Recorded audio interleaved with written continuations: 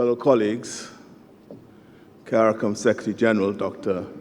Carla Barnett, our outgoing chairman, the Honorable John Prasino, and incoming chairman, His Excellency Chandi Prasad Santokhi, United Nations Secretary General Antonio Guterres, and fellow heads of government. As one of the newer heads of government in the region, I've been grateful for the opportunities during the first 9 months of my administration that allowed me to connect and reconnect with friends and colleagues from around the region. It is a pleasure to welcome the newly elected leaders from St. Lucia, the Honorable Philip Pear, and Grenada, the Honorable Deacon Mitchell as well. Each one of us faces the extraordinary challenges associated with these times. These occasions to meet and work together are a gift, and I know many of you share my determination to make the most of the opportunities they present.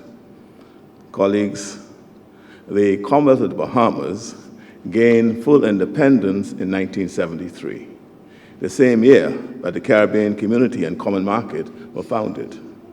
It is providential that in 2023, in the Bahamas, we will observe our 50th anniversary celebrations, and in the days leading up to that observance, we will hand over the chair of CARICOM.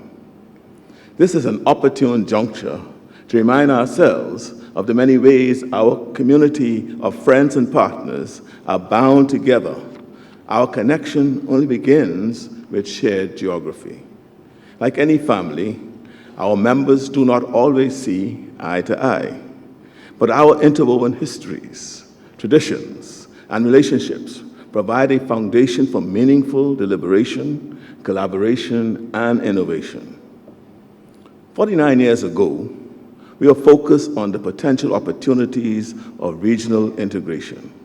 Today, we find ourselves focused on confronting shared challenges, including the economic constraints and vulnerabilities inherent to small island developing states, the ongoing COVID pandemic, which includes new variants, depleted healthcare systems, long-term health impacts, and the need to strengthen prevention, surveillance, and treatment.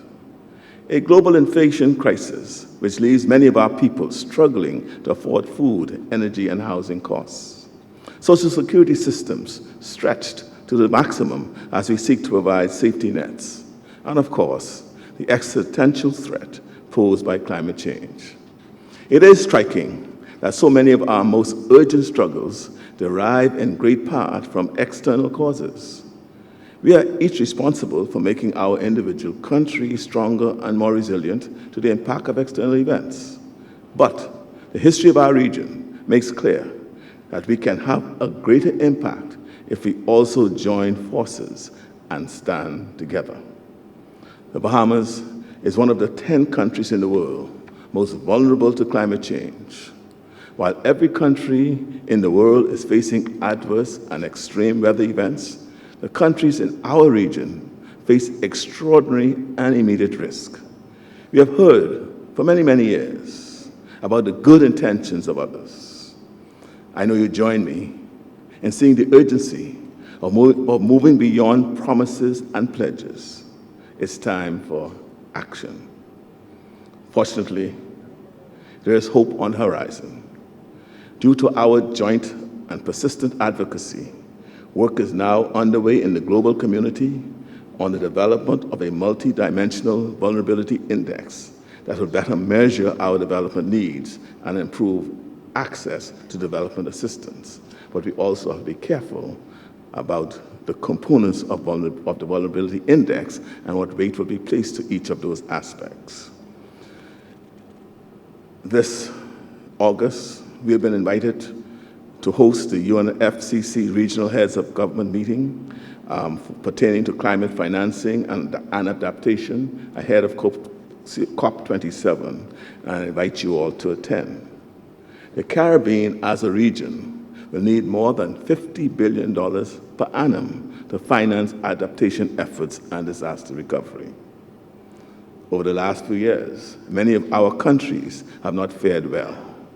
Small ocean economies gain in negotiating strength and influence when we work effectively as one. It is no exaggeration to say that if we do not stand together, each one of us, is in danger of falling apart. The deadline to attain the 2030 Sustainable Development Goals agenda is a mere 8 years away. Many of us are lagging in critical areas. There's no time to waste. So, what is standing in our way? What prevents us from moving closer to the ideals and aspirations of those who sat around that table 49 years ago before us and dreamt of better futures for us all? Friends, while the world's problems do wash up on our shores, sometimes we contribute to standing in the way of our own progress. We find it easy to walk away from settled agreements to pursue the cause which we think will help our narrow national interests. Too many times, our countries have acquiesced to the pressures of larger, more developed states and the multinational corporations. Their approach of divide and conquer has hurt us all. Might we be deriving greater value from our tourism industries if we had continued to negotiate in concert with some of the large multinational corporations? And might we have fared better during the COVID-19 pandemic if we had acted together to secure vaccines and medicines?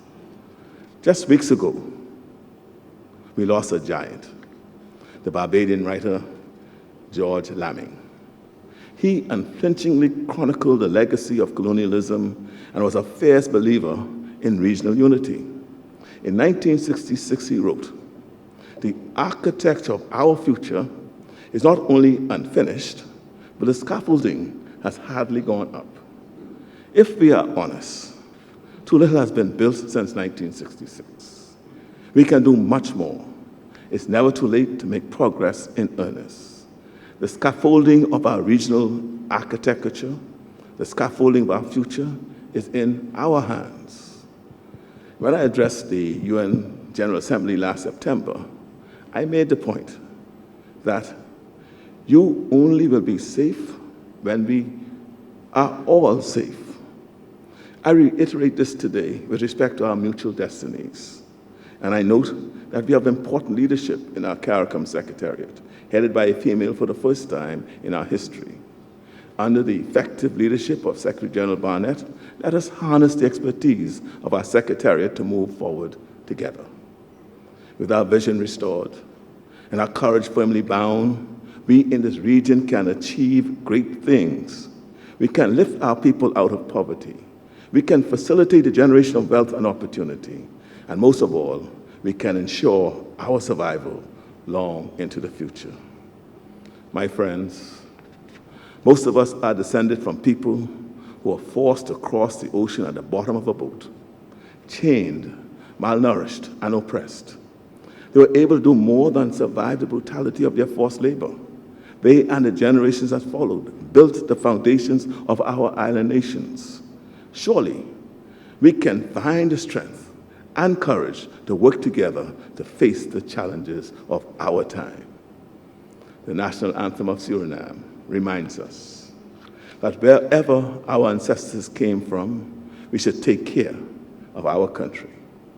With great respect, I will add, wherever our ancestors came from, we should take care of our countries and our region. We can find the determination and renewed purpose to leave behind something better for those who will follow us. I certainly believe we will be better together. Thank you.